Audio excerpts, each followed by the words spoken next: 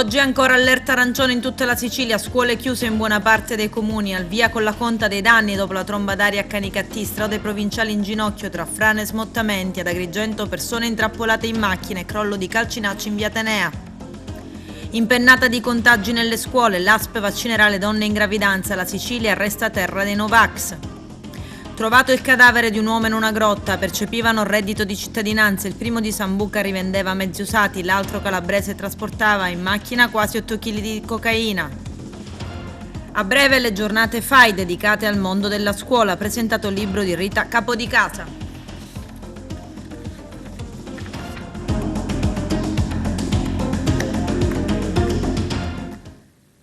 Bentrovati gentili telespettatori al nostro appuntamento con l'informazione. L'ondata di maltempo che imperversa in Sicilia ha provocato danni e disagi anche nella provincia agrigentina, in particolare a Canicattì, dove una tromba d'aria incontrata a Grottarossa ha scoperchiato alcuni tetti. Le piogge persistenti hanno causato un notevole aumento del volume d'acqua, difficilmente smaltibile dalle reti cittadine. Allagamenti in diverse zone, tra cui Viale delle Dune e la zona del villaggio Mosiata Agrigento, dove delle persone sono rimaste intrappolate nelle macchine. Nel centro storico, in via Vullo, traversa di via Atenea, sono crollati dei calcinacci da una palazzina. I vigili del fuoco, intervenuti su segnalazione dei residenti, hanno rimosso alcune parti ammalorate usando delle piccozze, hanno provvisoriamente recuperato sicurezza scongiurando altri cedimenti, ma cautelativamente la strada è stata vietata al transito in attesa di approfondimenti tecnici sulla stabilità dell'edificio. Strade provinciali in ginocchio, fra frane e smottamenti. Sulla provinciale 19B, San Biagio Platani, Alessandra della Rocca, ci sono montagne di detriti che hanno invaso la carreggiata. Uno smottamento di fango ha invece interessato un tratto dell'SP numero 42 Menfi-Partanna. Anche in questo caso sono dovuti intervenire i mezzi del libero consorzio per ripristinare il transito. La polizia locale di Menfi alle ore 11 comunicava che la strada era chiusa. Non va meglio sulle strade provinciali 31 Cattolica Eraclea Cianciana e 32 Ribera Cianciana. In questo caso, oltre ai cantonieri, sono intervenuti operai e mezzi dell'impresa che gestisce la manutenzione ordinaria per sgomberare alcuni tratti completamente invasi da fango e acqua e per consentire il transito a senso unico alternato dei veicoli. Oggi scuole chiuse in tantissimi comuni della provincia, l'allerta meteo diramata dalla Protezione Civile è arancione in tutta l'isola. I resti di un uomo dell'apparente età di 50 anni, alto circa 1,70 m, con delle malformazioni congenite a naso e bocca, è stato trovato dai militari del soccorso alpino della Guardia di Finanza di Nicolosi in una grotta dell'Etna. Il decesso risalirebbe a un periodo compreso tra la fine degli anni 70 e degli anni 90. A trovare il corpo è stato il cane della ricerca e soccorso Alma, un pastore tedesco della Guardia di Finanza che ha iniziato ad abbaiare mostrando evidenti segni di interessamento all'ingresso della grotta. Indagini sono in corso per risalire alla sua identificazione. Il ministro Mara Cartabia oggi a Palermo in occasione del 30° anniversario dell'istituzione della Direzione Investigativa Antimafia. C'è il servizio. Concretezza nella lotta alle mafie e massima vigilanza sui fondi del PNRR che possono stuzzicare gli interessi della criminalità. L'invito a mantenere alta l'attenzione arriva dal ministro della Giustizia Marta Cartabia, intervenuta a Palermo al convegno su il ruolo dei magistrati nel contrasto alle mafie organizzato nell'aula bunker del Lucciardone nell'ambito dell'iniziativa L'Antimafia itinerante nel 30° anniversario della istituzione della DIA. Il ministro ha ricordato gli insegnamenti e l'eredità imperitura lasciataci da Giovanni Falcone, sottolineando quanto sia importante l'aggiornamento dei metodi investigativi nelle indagini antimafia. Aggiornare il metodo di contrasto alle mafie significa, ad esempio, comprendere la specificità delle sfide che si pongono, ancora detto. Non possiamo dimenticare il problema delle tecnologie, che sono sì strumento di azione criminale, ma anche mezzi di contrasto contrasto allo stesso crimine. Massima attenzione anche sui finanziamenti in arrivo col PNRR, tanto che il ministro Cartabia ha dedicato un passaggio del suo intervento all'allarme sul pericolo che i fondi possono far gola alla mafia. Si deve vigilare, ha detto, perché legalità e sviluppo sono un binomio inscindibile. Non c'è sviluppo al di fuori della legalità, dunque l'invito alla concretezza. L'azione di contrasto alle mafie deve essere mossa da grandi aspirazioni, ma anche da concretezza, organizzazione, coordinamento e specializzazione, come la nostra legislazione divenuta modello in tutto il mondo, dimostrata. Giovanni Falcone, proprio perché era un gigante, non si è mai atteggiato eroe solitario, ma creava squadre di investigatori. Lavorava in pool, pensava a cosa sarebbe avvenuto dopo di lui. Dal cratere di Capaci, in cui l'Italia sembrava sprofondare la Repubblica, si è rialzata ancora più forte. Queste le parole del ministro, concludendo con un doveroso omaggio a Giovanni Falcone, pioniere nonché fondatore della direzione investigativa antimafia, che oggi ricopre un ruolo di prim'ordine nel contrasto proprio alla criminalità organizzata. Quali aspettative rispetto alla vostra vita futura, alla vostra professione, i vostri sogni vi ha portati qui nelle aule di giurisprudenza? Chissà se è una scelta professionale, se come fu ai miei tempi innanzitutto un'esigenza umana di adoperarmi in qualche modo per reagire a quel senso di ingiustizia che attraversa la vita di tutti a livello personale, collettivo, chi lo sa. Falcone e Borsellino non sono delle icone, sono dei personaggi viventi nel nostro ordinamento che non smetto di imparare a conoscere anche io, perché da questa posizione privilegiata che mi trovo a ricoprire ho modo di venire in contatto con tanti frutti del loro lavoro, tante persone che sono state loro accanto, tante occasioni per tornare a riflettere sul loro operato che voi in questa terra sicuramente conoscete meglio di me. Covid, ancora contagi nelle scuole. In provincia di Agrigento sono stati accertati 22 nuovi positivi tra gli alunni del plesso scolastico Angelo Parla a Licata. Il sindaco di Licata, Pino Galanti, ha assunto i provvedimenti ordinari che si applicano in tali casi secondo normativa, tra sospensione delle attività didattiche e tracciamento dei contatti con successivo tampone. Gli alunni risultati negativi al tampone dovranno comunque rimanere in isolamento fiduciario fino al prossimo 15 novembre. E parliamo ancora di Covid, perché l'ASP di Agrigento attiva i nuovi spazi per effettuare le vaccinazioni in gravidanza. Si tratta di aree individuate all'interno dei consultori. L'iniziativa è legata alla giornata mondiale per la sicurezza del paziente sul tema cure materne e neonatali sicure. Il servizio del nostro direttore Arturo Cantella. L'azienda sanitaria provinciale comunica come i consultori familiari hanno recentemente attivato al proprio interno uno spazio specifico denominato Consueling, di consulenza e di ascolto, dedicato al tema delle vaccinazioni in gravidanza.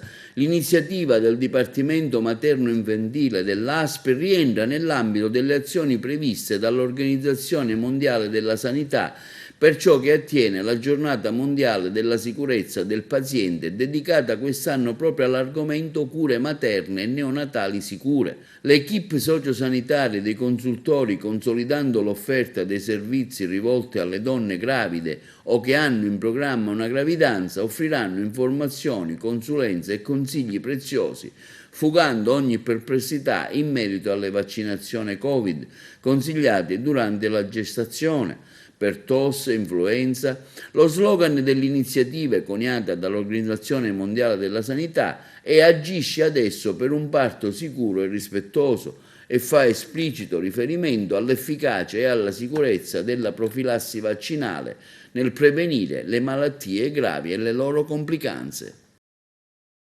Ma ad oggi la Sicilia resta terra di Novax. Vediamo. Sono all'incirca 890.000 le persone non ancora immunizzate al Covid-19 in Sicilia e che, nel dettaglio, non hanno neppure ricevuto la prima inoculazione presso gli hub predisposti territorialmente, dato che corrisponde al 20,1% dei siciliani, una percentuale molto più alta rispetto alla media nazionale che si attesterebbe al 13,5%. 117.184 siciliani tra i 20 e i 29 anni a non aver fatto neanche una dose di vaccino, poi ci sono 139.706 over 30, altri 146.000, la fascia più corposa, di Novax, nei 40-49 anni. Ed ora che si sta pensando di estendere la terza dose agli over 50 in Sicilia emerge ancora più chiaro il dato e sorge una domanda: quale terza dose se c'è chi ancora si mostra indifferente a ricevere la prima? I siciliani riottosi non si contano di certo sulle dita di una mano, anche se va detto non bisogna mai generalizzare. Il ciclo vaccinale in Sicilia è stato completato infatti dal 76,2% delle persone, quando la media nazionale però è dell'83,6%. Il ritmo delle vaccinazioni va molto a rilento, a giugno si facevano 52.000 dosi al giorno, adesso siamo intorno alle 6.000 e scendono anche i puntuali al secondo richiamo. Secondo i calcoli, l'immunità dell'80% della popolazione si avrà non prima della prima settimana di dicembre. E le terze dosi? Fino a questo momento ne sono state somministrate oltre 81.000, cioè il 25,5% della platea, fino a questo momento sbloccata, e cioè operatori sanitari, personale ospiti di RSA ed over 60 che hanno completato il ciclo vaccinale almeno 6 mesi fa. Non solo aggiornamento sullo stato della pandemia da SARS-CoV-2, ma anche possibilità di effettuare il vaccino anti-Covid domenica prossima 14 novembre presso la sede dell'Ordine dei Medici Chirurghi ed Odontoiatri della provincia di Trapani. Un appuntamento questo con il coinvolgimento fattivo della direzione strategica ASP Trapani e la collaborazione del Dipartimento di Prevenzione ASP, che vede la sede dell'Ordine aprire le porte non solo ai medici ma anche agli utenti. Un appuntamento che apprendiamo nella fattispecie dai colleghi di TP24. Contemporaneamente ai lavori dalle 10 alle 13 gli operatori del lab vaccinale saranno a disposizione per la vaccinazione volontaria degli aventi diritto. In ultimo sono 504 nuovi casi Covid registrati nelle ultime 24 ore nell'isola, a fronte di 33.166 tamponi processati. L'isola è al quarto posto per contagi. Gli attuali positivi sono 8.624, con un aumento di 199 casi. I guariti sono 294, mentre si registrano 11 vittime, che porta il totale dei decessi a 7.060. Sul fronte ospedaliero sono adesso 394 i ricoverati, con 15 ricoverati in più rispetto a ieri in terapia intensiva, sono 48. Sul fronte del contagio per le singole province, Palermo si attesta a 110 casi, Catania a 110, Messina a 134, Siracusa 35, Ragusa 7, Trapani 43, Caltanissetta 17, Agrigento 35, Enna 13. Un uomo di 57 anni è stato denunciato dai carabinieri di Sambuca di Sicilia per aver percepito indebitamente il reddito di cittadinanza. Ufficialmente disoccupato, svolgeva abusivamente l'attività di lavoro autonomo come titolare di una rivendita di veicoli usati. Dovrà restituire adesso 5.500 euro. La Guardia di Finanza del Comando Provinciale di Palermo ha sequestrato 7 kg e 700 grammi di cocaina trasportata a bordo di una automobile bloccata e controllata nei pressi dello svincolo autostradale di Bonfornello in direzione Palermo. Il conducente, originario della provincia di Reggio Calabria, si è mostrato subito particolarmente agitato. Grazie al cane Elisir, i militari della compagnia di Termini Imerese hanno trovato i panetti nascosti in un vano del paraurti posteriore. La droga immessa nel mercato avrebbe fruttato al dettaglio ricavi per oltre 600.000 euro. Il Corriere, risultato peraltro percettore del reddito di cittadinanza, è stato trasferito nel carcere Cavallacci di Termini Imerese. E a Grotto è un uomo di 30 anni, agricoltore, è stato denunciato dai carabinieri della locale stazione per detenzione a fine dispaccio di sostanza stupefacente. Lui, a bordo di una Fiat Punto, è stato sottoposto a controllo ad un posto di blocco stradale. Il suo nervosismo ha indotto i carabinieri a eseguire la perquisizione. Hanno trovato alcune dosi di cocaina e crack. La droga è stata sequestrata. Cambiamo argomento. I figli dei rifugiati sono rifugiati. Le norme in vigore non lo prevedono, ma la Corte di Giustizia dell'Unione Europea ne riconosce la possibilità in nome della tutela del bambino. I dettagli nel servizio. Un bambino, figlio di un rifugiato, è pur sempre un rifugiato, meglio, può esserlo, visto che il diritto comunitario non impedisce l'estensione automatica del minore alle tutele riconosciute al genitore nell'ambito della protezione internazionale, un principio generale il cui riconoscimento e la cui attuazione sono rimessi alla discrezionalità dei singoli stati che compongono l'Unione Europea. La Corte di Giustizia europea fa così chiarezza in materia di immigrazione, riconoscendo ancora una volta i limiti di una legislazione frammentaria e frammentata. A scendere sull'argomento sono i colleghi della Stampa e mai come adesso risulta attuale questa materia che sì, certamente compete all'Unione Europea a livello giurisprudenziale, ma che investe anzitutto la moralità, nonché l'etica insita in ognuno di noi. La sentenza dei giudici di Lussemburgo stabilisce dunque che il sistema comune europeo di asilo non si oppone in linea di principio alla possibilità che uno Stato membro estenda automaticamente a titolo derivato e ai fini del mantenimento dell'unità del nucleo familiare lo status di rifugiato al figlioletto minore di un genitore a cui tale status è già stato concesso. Si può fare dunque, ma le normative in vigore non ne fanno un obbligo. Ai sensi della direttiva europea del 2011 sulla protezione internazionale, per ottenere lo status di rifugiato occorre che siano soddisfatti due requisiti. Il primo è che esista il pericolo di persecuzioni, la seconda è l'assenza di protezione contro atti di persecuzione da parte del paese terzo di cui l'interessato ha la cittadinanza. Esempio pratico: un cittadino extracomunitario protetto dall'Europa, risiedente in un paese dell'Unione Europea che nel frattempo ha avuto un figlio durante il suo periodo di protezione internazionale. Per il figlio l'estensione dello status di rifugiato non dovrebbe avvenire in modo automatico, poiché andrebbe verificato se nel frattempo le condizioni nel paese d'origine del genitore sono cambiate. Inoltre l'obbligo degli Stati membri di prevedere vantaggi non si estende ai figli del beneficiario di protezione internazionale nati nello Stato membro ospitante. Le regole in vigore non prevedono dunque la protezione dei minori nati su suolo europeo durante la protezione dei genitori, ma la Corte di Giustizia dell'Unione Europea le interpreta in senso estensivo in nome della tutela dei minori e della salvaguardia dell'intero nucleo familiare. Si tiene conto dell'interesse superiore del bambino, alla luce del quale tale disposizione deve essere interpretata ed applicata, spiegano i giudici.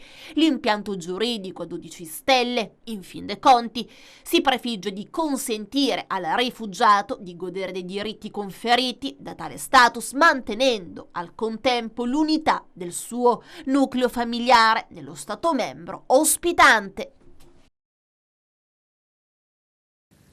Povertà al 9,5%, percettori del reddito di cittadinanza che ammontano a più di 700.000 unità. Questi alcuni dei temi dell'iniziativa Contrasto alla povertà e welfare locale organizzata dalla CGIL Messina. Vediamo.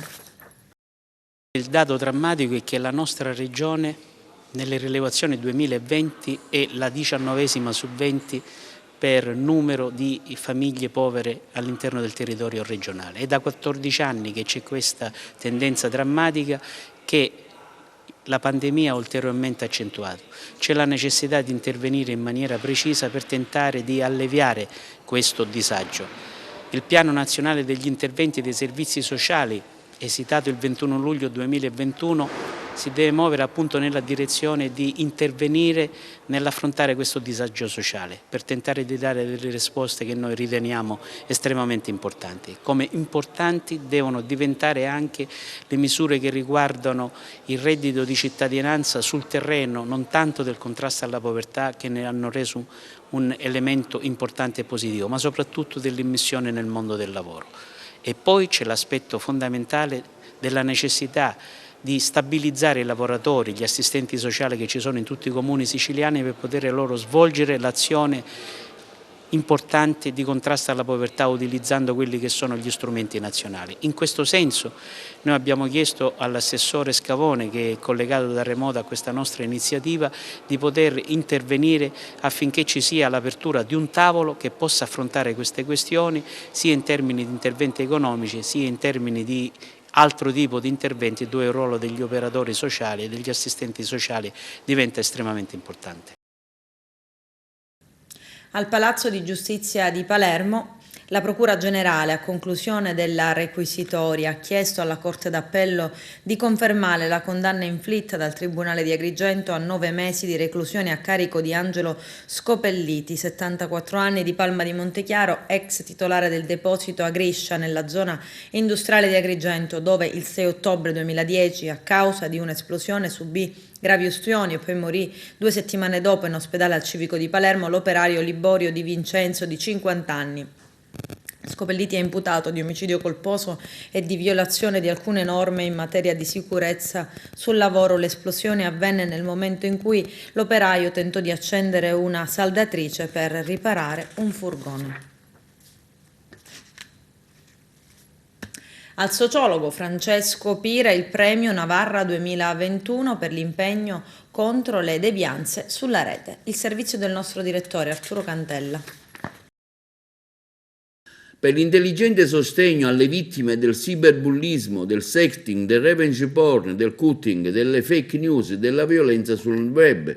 Con questa motivazione è stato consegnato lo scorso 6 novembre, nel corso di uno straordinario evento nella cornice stupenda del Teatro Verdi del comune dell'Aretino, al sociologo e saggista siciliano Francesco Pira, professore di sociologia all'Università di Messina, il prestigioso premio internazionale Navarro, giunto alla 12ª edizione.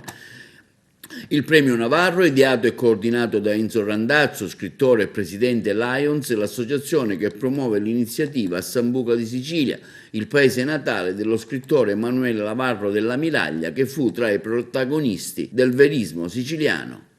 Ritirare un premio importante come il premio internazionale Navarro per l'impegno contro la devianze sulla rete è sicuramente motivo di soddisfazione. È motivo di soddisfazione, e di questo ringrazio il patron del premio, il professor Enzo Randazzo, il Lions Club di Sambuca di Sicilia, luogo dove è nato il grande Navarro, il grande scrittore Navarro. Lo ringrazio perché significa consapevolezza, sensibilità verso un tema che ci coinvolge tutti, la lotta contro il cyberbullismo, il sexting, il revenge porn, la lotta contro la violenza sulla rete è qualcosa che ormai occupa giorno dopo giorno le cronache quotidiane. Sentiamo tutto quello che sta accadendo, bambini picchiati dopo che hanno visto la serie su Netflix Squid Game,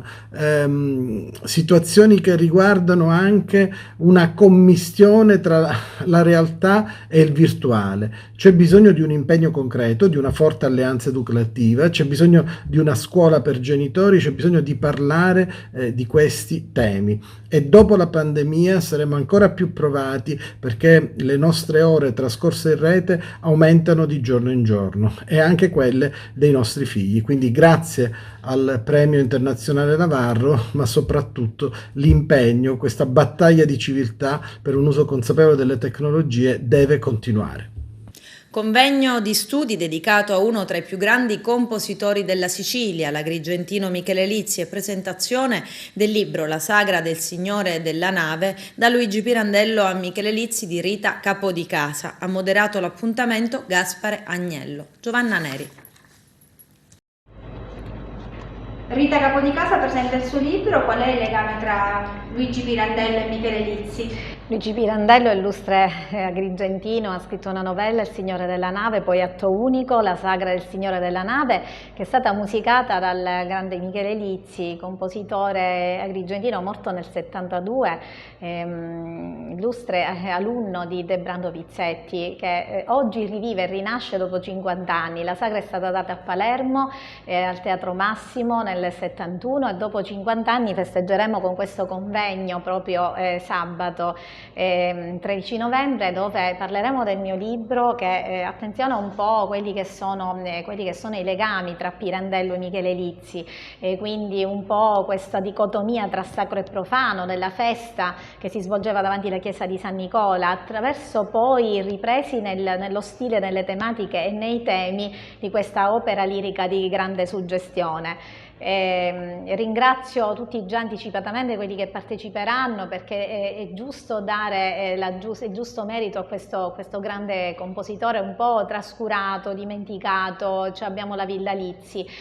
ma senz'altro è stato studiato da illustri relatori che verranno a relazionare, che parleranno del suo strutturalismo e del suo stile molto particolare, molto anche apparentemente incomprensibile, ma di grande suggestione, che si rifà al mito greco, al mito della Valle dei Templi, a cui lui si ispirava, vedendo sempre questa processione che passava proprio davanti il suo balcone nei pressi della Valle dei Templi, appunto ad Agrigento. Beh, io devo dire una cosa: con questo libro Rita Capodicasa ha fatto rivivere in Agrigento, dopo 50 anni dalla morte, Michele Lizzi, che è il più grande musicista, uno dei più grandi musicisti del secondo Novecento. Assieme a Bellini credo che sia uno dei più grandi musicisti siciliani. Sabato finalmente Rita Capodicasa è riuscita a trovare 3 grandi personaggi della musica italiana: un insegnante di musica al Conservatorio di Milano, il presidente del Conservatorio di Roma, il bibliotecario che conosce e che ha in mano tutti gli spartiti di Michele Lizzi del Conservatorio di Palermo. Quindi ad Agrigento sabato alle 4:30 al Museo Archeologico rivive Michele Lizzi con 3 grandi personaggi. Credo che sia un evento, credo che per la prima volta da quando Michele Lizzi è morto che si tiene un convegno di così alto livello. Io spero di saperne di più. Io sono stato alunno di Michele Lizzi per 4 anni al magistrale, ma aspetto questo convegno per sentire cosa pensano i grandi musicisti italiani di questo nostro musicista. Tra l'altro ci sarà un pianista di Torino che suonerà parte della sonata in La di Michele Lizzi, che nessun pianista siciliano vuole suonare perché è molto difficile. Speriamo che gli agrigentini, gli amanti della musica, sabato possano venire al Museo Archeologico per sentire questi grandi uomini della musica lirica italiana. Tutto pronto per le nuove giornate FAI di autunno dedicate al mondo della scuola, in programma i prossimi 26 e 27 novembre. In provincia di Agrigento, siti aperti a Racalmuto, Porto Empedocle e Comitini. Arturo Cantella. Tornano le giornate FAI per le scuole. In provincia di Agrigento apriranno 9 siti. Un risultato eccezionale per il capo delegazione FAI di Agrigento, Giuseppe Taibbi, che non nasconde il suo entusiasmo in vista delle giornate FAI per le scuole, un grande evento nazionale che il FAI Fondo Ambiente Italiano dedica al mondo della scuola, in programma il 26 e 27 novembre prossimi nei centri agrigentini di Racalmuto, Porto Empedocle, Grotte e Comitini. 1 o 2 giorni di visite scolastiche esclusive condotte dagli apprendisti ciceroni, giovani appositamente preparati da volontari del FAI, dai loro docenti, per raccontare i luoghi aperti per l'occasione nell'Agrigentino. Un'opportunità per avvicinare il mondo dei giovani all'ambiente, alla cultura e vivere un'insolita esperienza di educazione alla pari, come aggiunge ancora l'avvocato Taibbi. I giovani avranno quindi l'occasione di scoprire l'ambiente, il patrimonio storico-artistico del territorio. Il FAI, per Taibbi, comunica che ha messo in grande evidenza il bisogno di ritrovare un corretto equilibrio tra uomo e natura, e auspico che tutte le scuole possano partecipare all'evento per un tuffo nella cultura e nell'ambiente come occasione di crescita individuale e collettiva. Desidero infine ringraziare, continua Taibbi, le istituzioni, le associazioni che a vario titolo ci stanno collaborando e tutto il mondo della scuola che parteciperà a queste giornate, sia con gli apprendisti ciceroni, sia con i giovani studenti visitatori. Gli studenti avranno la possibilità di fare un'esperienza di cittadinanza attiva, svolgere compiti di educazione civica, attuando i principi fondamentali dell'articolo 9 della Costituzione, che promuove per l'appunto lo sviluppo della cultura, la tutela del paesaggio e il patrimonio storico e artistico della nazione. Le visite saranno curate dagli studenti del liceo Politi, dal liceo scientifico Leonardo, dal liceo classico Empedocle e dall'istituto Niccolò Gallo di Agrigento, dall'istituto comprensivo Pirandello di Porto Empedocle, l'istituto Roncalli di Grotte e Leonardo da Vinci di Comitini. Si comincerà il 26 e sabato 27 novembre dalle 9 alle 27.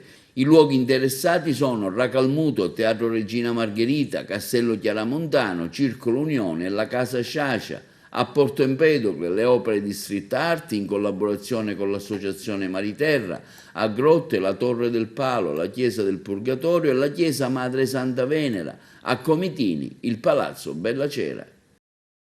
Adesso c'è la pubblicità, tra poco vi aspetto. Al via col progetto Calat Sugul per la riqualificazione del centro storico di Siculiana, pubblicato l'avviso del Comune per acquisire la disponibilità alla cessione gratuita da parte dei cittadini proprietari di immobili disabitati, vetusti o abbandonati per un possibile recupero. Arturo Cantella. Al via il progetto Calat Sugul per la riqualificazione del centro storico di Siculiana.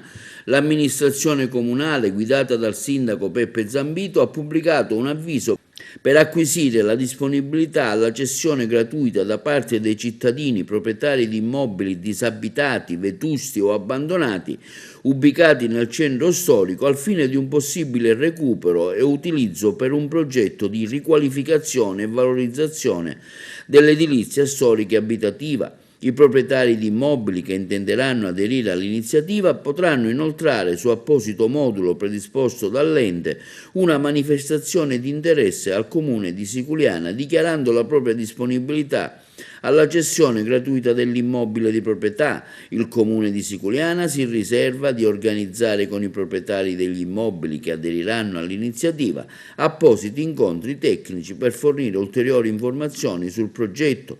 L'avviso e i relativi allegati sono pubblicati sul sito istituzionale del Comune di Siculiana. Il progetto Calat Sugul per il sindaco Peppe Zambito prende il nome dall'antico fortilizio arabo che ospitò le seconde nozze di Costanza Chiaramonte e di quel Brancadoria di Genova citato nell'Inferno di Dante.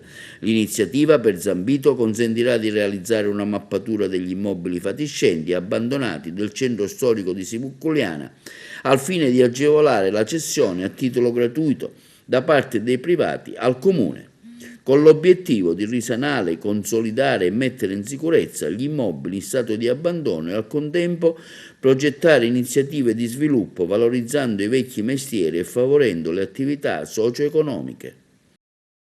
Gara di solidarietà per offrire un locale al coro Santa Cecilia di Agrigento. Vediamo. Gara di solidarietà di istituzioni e di comuni cittadini agrigentini a sostegno del coro di Santa Cecilia, privata dal comune di Agrigento di un salone inutilizzato di Santo Spirito per 40 anni, sede storica delle esercitazioni corali. In particolare hanno offerto ospitalità le parrocchie di Santa Maria degli Angeli, della Badiola, di San Giacomo, San Giuseppe e anche una parrocchia di Grotte. Per ultimo l'Ente Parco Valle dei Templi ha messo a disposizione del coro di Santa Cecilia un salone del Palazzo dei Congressi.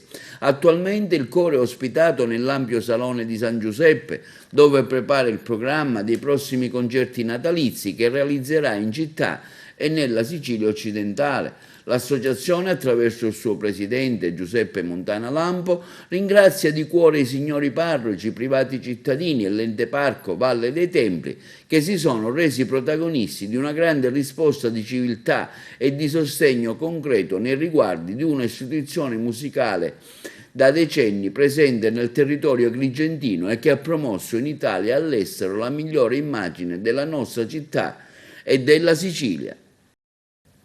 Si concluderà mercoledì 24 novembre la procedura negoziata di affidamento dei lavori di messa in sicurezza del porto di Vulcano nelle isole Eolie. A renderlo noto l'assessore regionale alle infrastrutture Marco Falcone. Verrà costruito, come voluto dal governo Musumeci, un moderno attracco per mezzi veloci. Vediamo. L'isola di Vulcano, dopo anni di disagi, sarà dotata di un moderno attracco per aliscafi. Si concluderà mercoledì 24 novembre la procedura negoziata di affidamento dei lavori di messa in sicurezza del porto di Vulcano nelle isole Eolie. A renderlo noto l'assessore regionale alle infrastrutture Marco Falcone.